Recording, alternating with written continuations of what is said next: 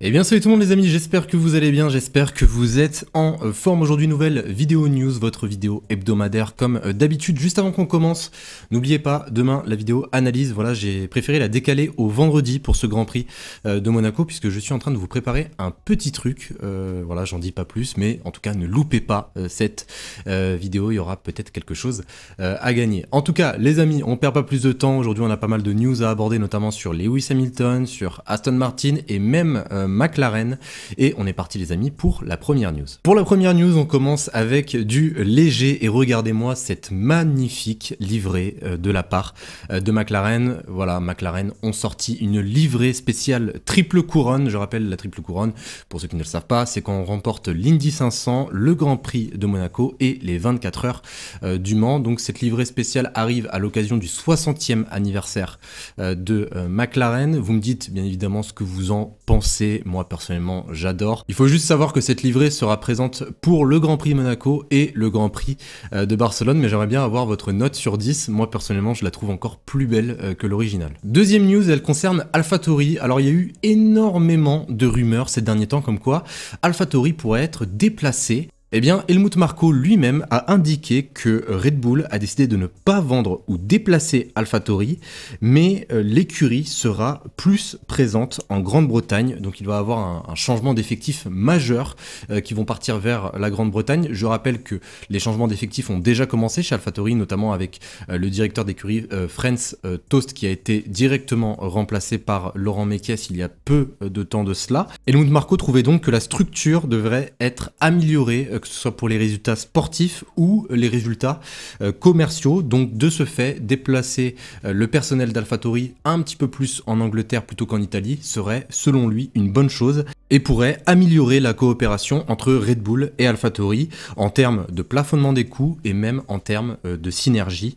Je rappelle juste l'emplacement où le personnel va être déplacé, ça se trouve à Bicester et c'est à quelques kilomètres du siège de Red Bull, donc beaucoup plus proche.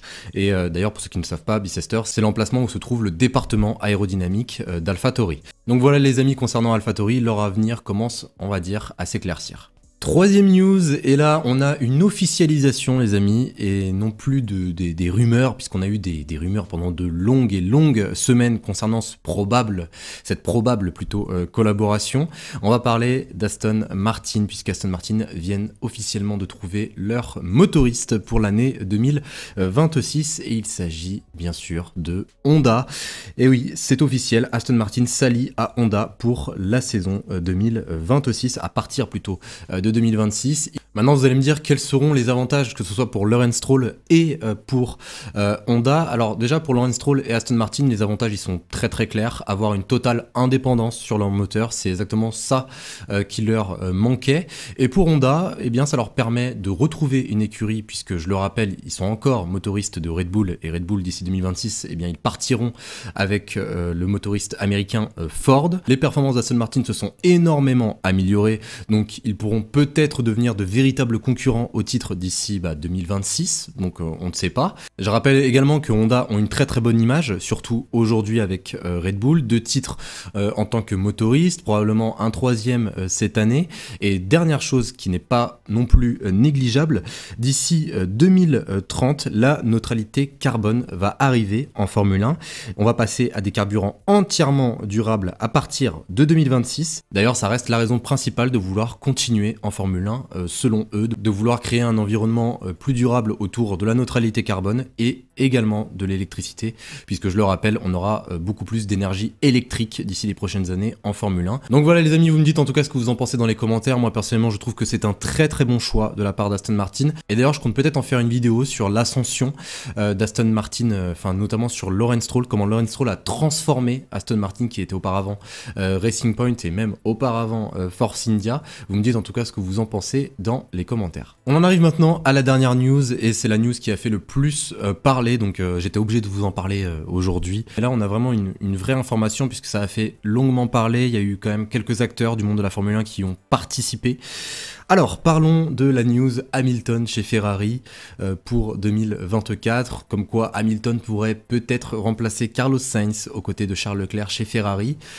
Honnêtement, voilà, moi je vais vous dire à la fin ce que j'en pense, mais en tout cas, procédons par étapes avec les faits. Déjà, dans un premier temps, la Gazzetta en Italie et le Daily Mail ont annoncé que Lewis Hamilton s'est vu offrir un contrat d'environ 46 millions de la part de Ferrari. Au final, Lewis Hamilton, via son attaché de presse, a démenti cette information. Et ce n'est pas terminé, puisqu'un journaliste sur Sky Sport F1 en Angleterre a déclaré qu'il y avait bien quelque chose entre Lewis Hamilton et Ferrari. Et d'ailleurs, pour la petite histoire, je crois que c'est le même journaliste qui est intervenu sur Sky Sport qui a relancé, on va dire, cette rumeur, qui avait dit en 2021 que Lewis Hamilton ne reviendrait probablement pas, voilà, après l'affaire d'Abu Dhabi. En tout cas, voilà, on en a terminé pour les faits. Maintenant, je vais vous donner mon avis. Et je sais très bien qu'on va tous avoir un avis différent. Voilà, dans les commentaires, je vous demanderai juste de ne pas trop prendre cette rumeur au sérieux. Je vous en parle parce que ça me semble quand même assez légitime. C'est une vraie information, beaucoup de personnes en ont parlé, mais je voudrais juste avoir votre avis. Moi, le mien est le suivant. Pour moi, il y a 99% de chances que ça n'arrivera jamais. Pourquoi ? Puisque, selon moi, je trouve qu'on se concentre beaucoup trop sur les on-dit, sur les rumeurs, sur ce que les journalistes peuvent nous dire, et on se concentre pas assez, je trouve, sur la parole du pilote. On a bien pu le voir, Lewis Hamilton a déclaré lui-même qu'il veut rester chez Mercedes, et mis à part le côté sportif, il y a énormément de choses qui rentrent en compte, surtout quand on s'appelle Lewis Hamilton, et surtout dans l'extra sportif. Lewis Hamilton est lié à Mercedes, non pas seulement qu'en tant que pilote, mais il est lié en tant que marque, littéralement. Donc le faire sortir de la maison Mercedes, ça me semble être beaucoup plus difficile. Donc l'extra sportif, ça reste selon moi un point majeur. Et même, je ne sais pas si vous avez remarqué, mais à chaque fois ce genre de rumeurs arrive juste avant la silly season. Et elles servent également aux pilotes. Et toutes ces rumeurs et toutes ces informations qu'on peut avoir va peut-être l'aider à mieux négocier un contrat par la suite avec Mercedes. Et pour terminer concernant mon avis, je pense d'une certaine manière, je dis toujours que rien n'est impossible en Formule 1. Moi, il y a eu pas mal de passages qui m'ont créé un choc dans l'histoire de la F1. Par exemple, quand Vettel est parti de Red Bull chez Ferrari, ça m'a choqué. Je ne m'attendais pas à voir Sébastien Vettel partir de chez Red Bull, surtout après 4 titres de champion du monde. Certes, il y avait une saison un petit peu plus compliquée entre les deux, mais je pensais vraiment qu'il allait rester. Bon, après, Sébastien Vettel, c'était son rêve d'aller chez Ferrari. Ça, c'est différent, on va dire.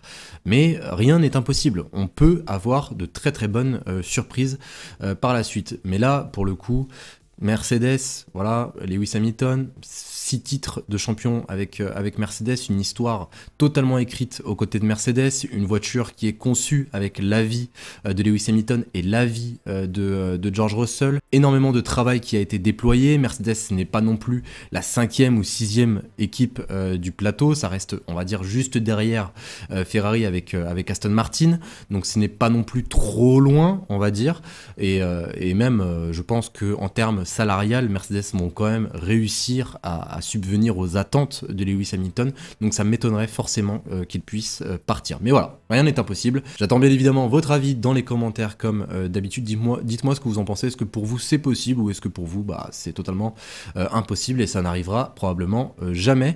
En tout cas, j'espère que vous avez aimé la vidéo. Si c'est le cas, n'oubliez pas de liker, de vous abonner si ce n'est pas déjà fait. On se retrouve demain pour la vidéo analyse. Je le rappelle, n'oubliez pas cette vidéo.